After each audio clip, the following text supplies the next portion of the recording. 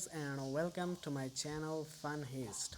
Today I will show you the new upcoming update of YouTube, which is going to be in September.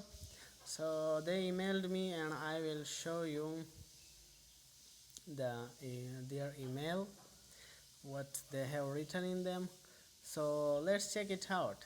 First of all, let's go to Chrome and then open the Gmail,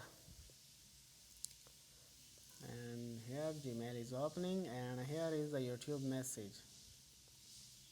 So it says that, hi there, we are writing to let you know that about an update to YouTube feature, and after 18 September 2019 you will no longer be able to use the YouTube messaging feature to exchange messages directly on YouTube.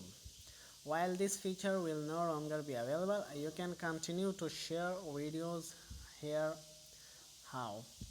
So the first one is showing that when watching a video on YouTube, click the share button and select the app that you would like to use to share the video.